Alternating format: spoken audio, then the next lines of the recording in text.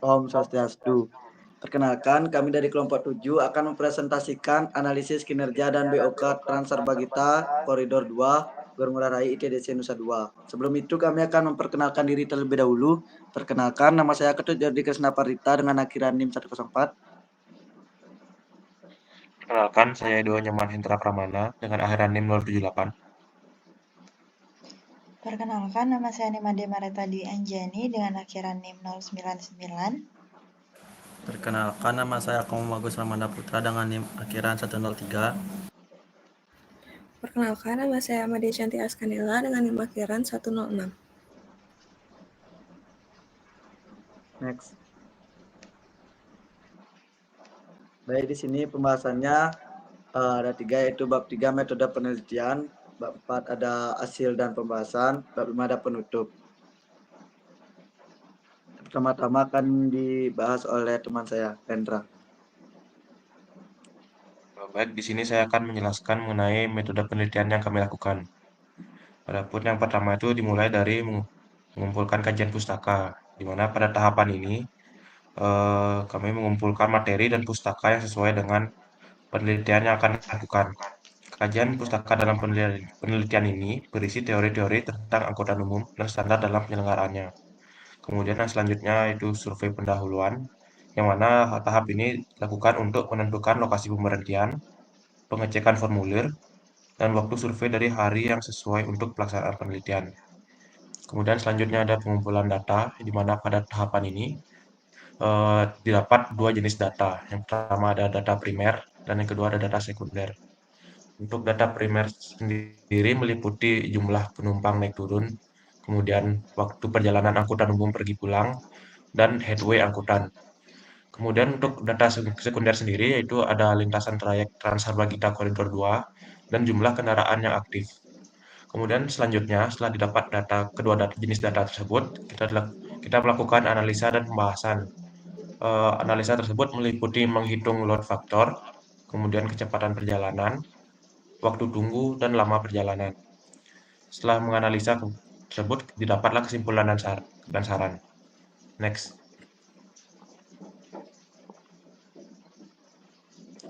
Kemudian ada bab 4 hasil dan pembahasan yang akan dijelaskan oleh teman saya. Baik, di sini saya akan menjelaskan hasil dan pembahasan. Transarbagita adalah angkutan umum berjenis bus rapid transit BRT di Denpasar, Indonesia, yang mulai beroperasi pada tanggal 18 Agustus 2011. Bus ini berkapasitas 40 dengan 20 tempat duduk dan 20 berdiri. Adapun tarif Transarbagita sebesar 3.500 untuk umum dan gratis untuk pelajar atau mahasiswa dengan metode pembayaran tunai atau non-tunai menggunakan QRIS.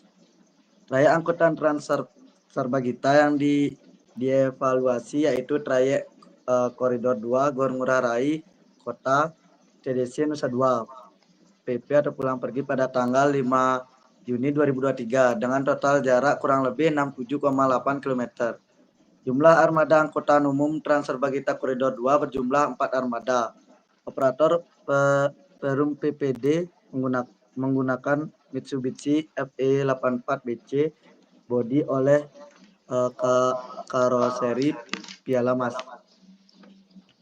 Pihak Transarbagita menggunakan sistem mixed traffic priority di mana Transarbagita menggunakan jalur yang sama dengan jalur kendaraan ringan, kendaraan berat, serta pejalan kaki. Program yang diterapkan pihak Transarbagita yaitu program by the service untuk melayani penumpang.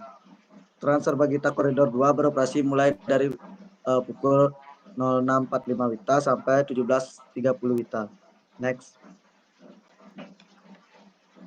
Adapun halte Transarbagita Koridor 2 Gor Ngurah Rai ITDC Nusa 2 pulang pergi, yaitu yang pertama Gor Ngurah Rai, kedua SMA 7 Denpasar, Banjarkayuma, Sudirman 2, Utara Alfamart, Selatan Circle K, Selatan McDonald's, Indonesia Power, Kepaon 1, Mangrove 1, Simpang Dewa Ruci 1, Sentral Parkir Kuta 2, Sunset Timur, Bypass Ngurah Rai 2, Perumahan Komplek Burung Selatan, Kalian Timur, bypass Ngurah Rai 3, Jimbaran 1, Jimbaran 2, Jimbaran 2B, Jimbaran 3, Jimbaran 4, ITDC 2, lapangan mini ITDC.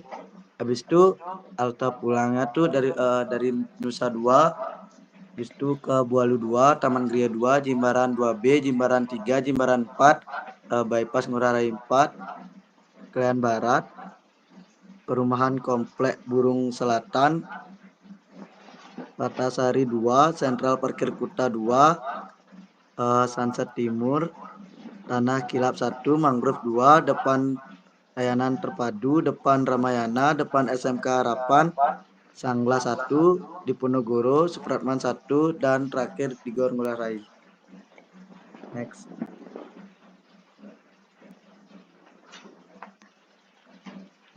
Baik, berikutnya akan dijelaskan oleh teman saya.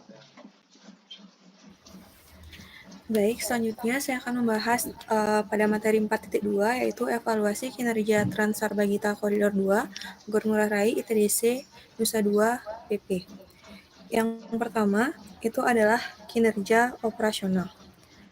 Berdasarkan standar Departemen Perhubungan 2002, nilai-nilai tingkat kinerja operasional Transarbagita Koridor 2 meliputi jumlah penumpang, jarak perjalanan, tingkat konsumsi bahan bakar, dan load factor. Data yang dianalisis ialah data jumlah penumpang serta jarak perjalanan pada Juni 2023. Yang pertama adalah jumlah penumpang.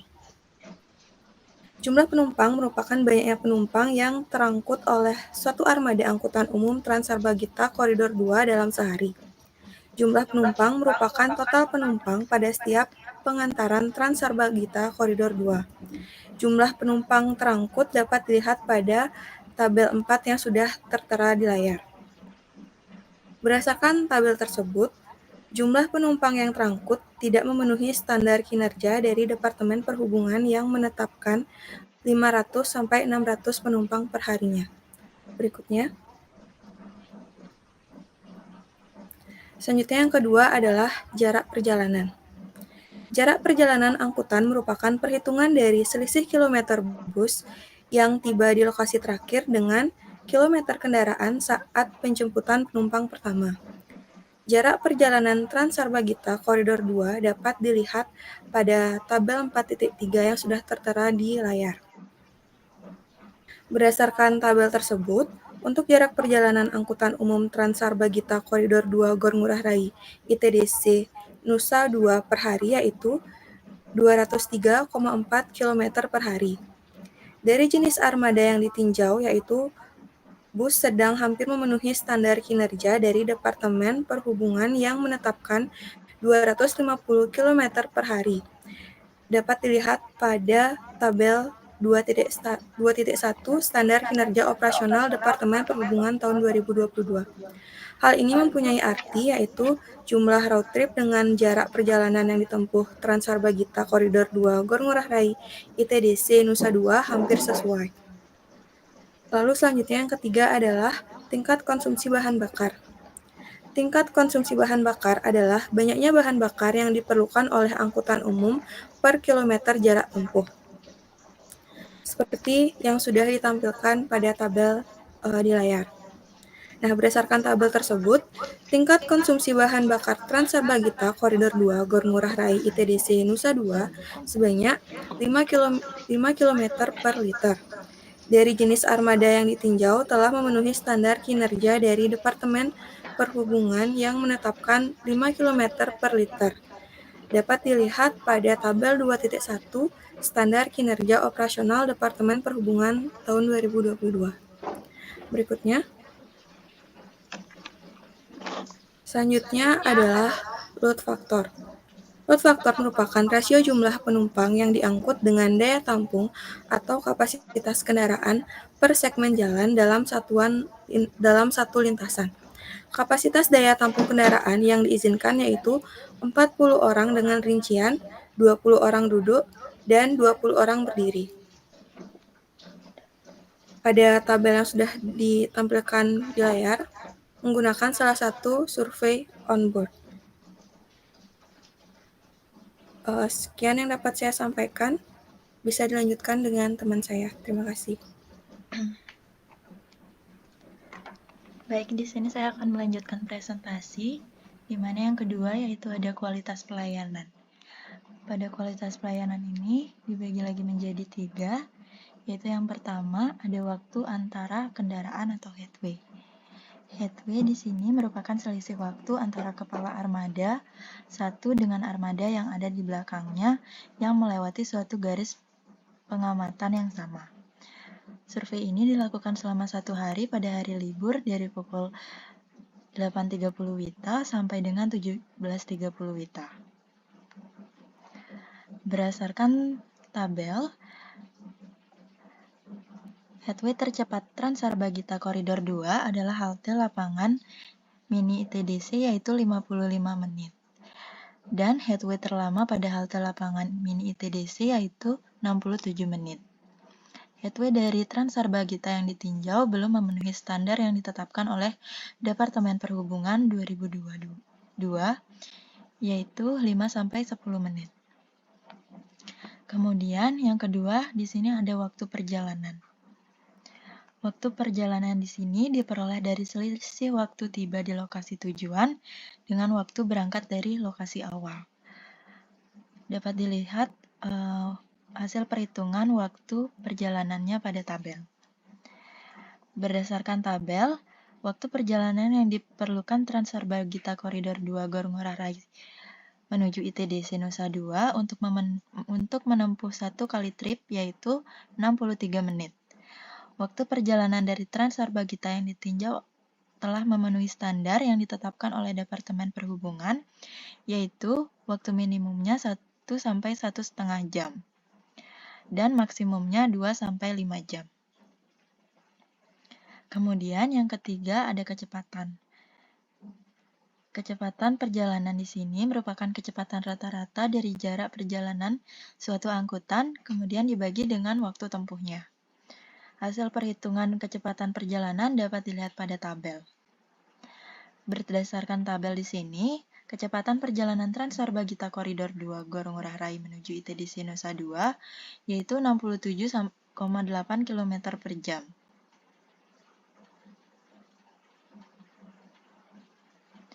Kecepatan perjalanan dari Transarbagita yang ditinjau hampir memenuhi standar yaitu 30 km per jam.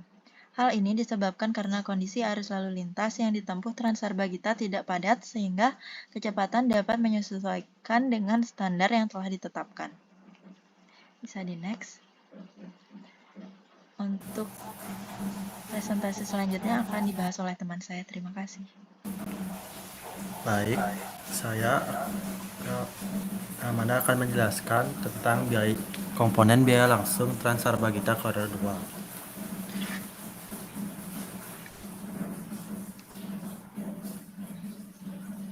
Dimulai dari komponen biaya operasional kendaraan dihitung dengan mengikuti pedoman yang tercantum dalam Keputusan Dirjen Perhubungan Darat nomor SK 687/AJ 206/DJRD/2002 tentang petunjuk teknis penyelenggaraan angkutan penumpang umum di wilayah perkotaan dengan trayek tetap dan teratur. Nah, di mana dimulai dari atribut armada Transarbagita Koridor 2. Transarbagita Koridor 2 menggunakan armada bus sedang. Adapun atribut kendaraan yang digunakan terlihat pada slide yang pertama. Tipe bus Koridor 2 ini menggunakan bus sedang. Jenis pelayanannya itu bus Rapid Transit BRT dan By the Service atau BTS.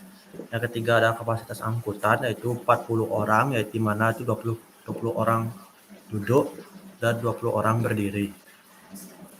Tipe kendaraan yang digunakan atau chassis yang digunakan itu Mitsubishi FE84 dengan bodi kendaraan piala emas tahun pembuatan pada tahun 2011, isi silinder atau daya mesin sebesar 3,908 atau 100 dan dimensi kendaraannya itu sebesar 7,72 dikali 2,1 dikali 3,35 meter dan kelas jalan terendah yang boleh dilalui adalah kelas 3. Kemudian untuk produksi kendaraan Transarbagita Koridor 2. Transarbagita Koridor 2 melayani Gor Ngurah Rai sampai ITDC Nusa 2 dengan panjang rute sebesar 67,8 km yang mana itu pulang pergi.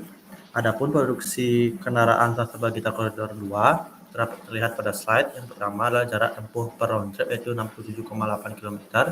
Yang kedua waktu tempuh per round tripnya itu 126 menit. Yang ketiga kecepatan kendaraan rata-rata yaitu 33,9 km per jam.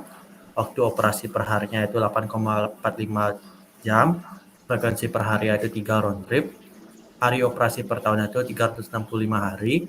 Jarak tempuh rata-rata per hari yaitu 203,4 km.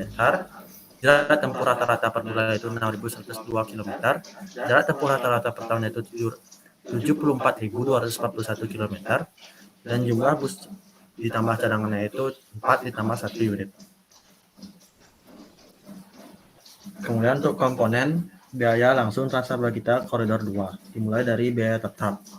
Biaya tetap itu ada biaya penyusutan, biaya bunga modal, biaya awak kendaraan, biaya STNK, biaya uji kir, biaya asuransi, biaya izin usaha. Dimulai dari biaya penyusutan, terlihat pada slide, dan untuk biaya bunga modal, perhitungan biaya modal didasarkan atas harga kendaraan, tingkat suku bunga, dan masa pinjaman.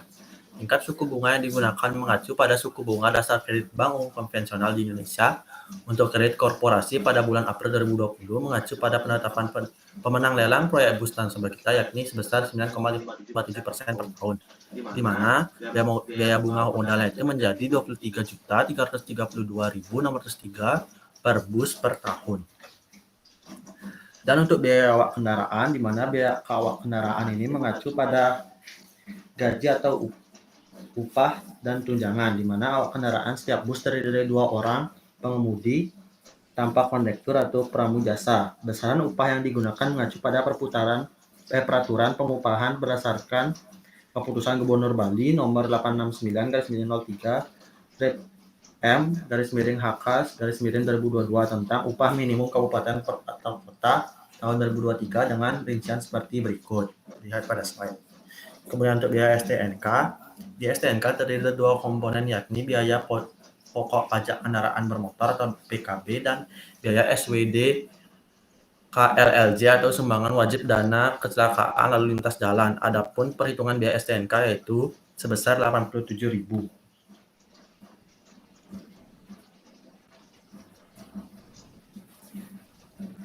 Dan setelah dihitung totalnya biaya STNK itu per tahunnya itu per bus per tahun itu sebesar Rp2.524.053. Dan untuk biaya uji kir itu sebesar 208.000 per bus per tahun, dan biaya asuransi itu 10 juta per bus per tahun. Nah, untuk biaya izin usahanya itu sebesar 18.000 per bus per tahun. Dan untuk selanjutnya itu komponen biaya tak langsung. Komponen biaya tidak tetap. Adapun komponen biaya tidak tetap itu ada biaya bahan bakar minyak atau BBM, yang kedua ada biaya ban, yang ketiga ada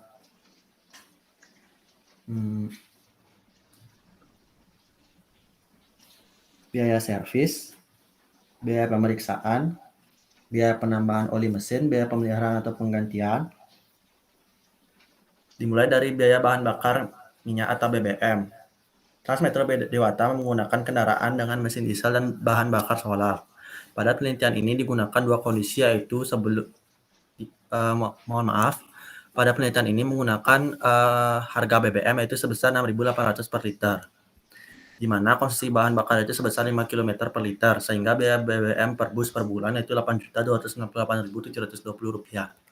Untuk biaya ban itu sebesar Rp39.380.405, yaitu mana ini biaya ban ini per bus per tahun. Untuk biaya servisnya itu sebesar Rp12.600.325 per bus per tahun. Dan untuk biaya pemeriksaannya itu sebesar biaya pemeriksaan itu sebesar Rp18.180.971.20 per bus per tahun. Dan untuk biaya penambahan oli mesin itu sebesar Rp1.715.500 per bus per tahun. Dan biaya pemeliharaan atau penggantian itu sebesar 8.123.512 per bus per tahun. Kemudian untuk analisis biaya operasional kendaraan atau BOK. Nah, BOK ini dibagi menjadi dua, itu yang ada biaya tetap dan ada biaya tak tetap. Berdasarkan analisis kelompok kami didapatkan BOK sebesar 413.860.032,04 rupiah, di mana itu merupakan BOK per bus per tahun. Dan untuk BOK per kilometernya itu sebesar 4.727,26 rupiah. Nah, jika digabungkan dengan margin 15%, BOK per bus per tahunnya itu sebesar 475.939.036,84 rupiah. Itu per bus per tahun. Untuk per kilometernya itu 5.436,35 rupiah. Selanjutnya untuk analisis BOK per bus per tahun. Untuk total BOK plus margin 15%-nya tadi sudah dijelaskan, dan untuk per bus per kilometer juga sudah dijelaskan.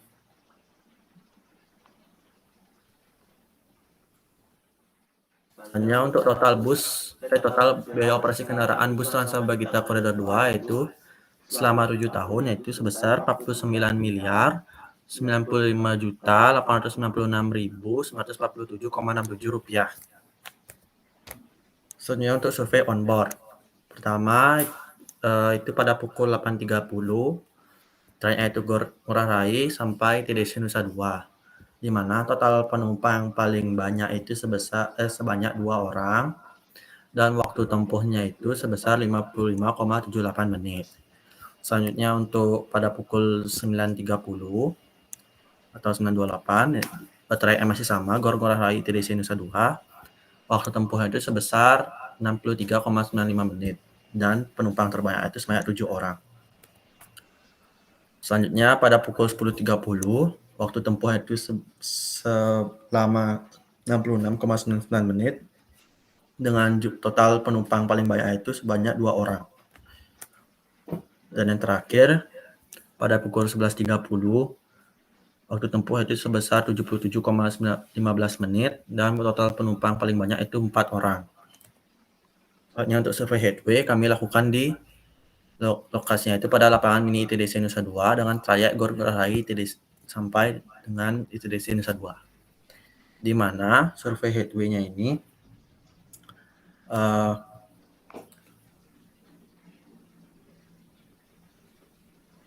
headway maksimum itu sebesar 67 menit dan headway minimum itu sebesar 55 menit. Jika dirata-ratakan headway-nya itu sebesar 61 menit. Selanjutnya untuk bab 5 atau penutup. Headway rata-rata pada halte lapangan ITDC adalah 61 menit. Besarnya BOK pada tahun pertama untuk total armada bus Trans Bagita Koridor 2 sebesar 4.759.390.368,44 rupiah per tahun per 10 bus dan meningkat tiap tahunnya dengan nilai inflasi sebesar 2,17%. Jadi total pengeluaran untuk biaya operasional kendaraan bus Trans Bagita selama 7 tahun sebesar 41.995.896.947,67 rupiah per tahun per 10 bus.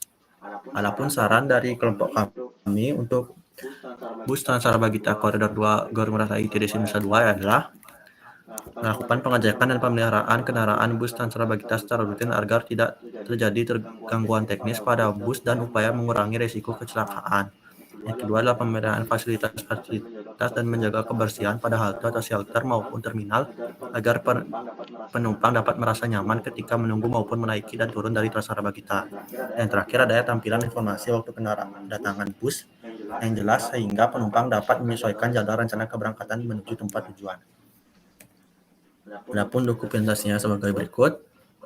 Sekian presentasi dari kelompok 7. Mohon maaf jika ada kesalahan kata maupun penulisan dalam slide. Akhir kata kami tutup dengan selamat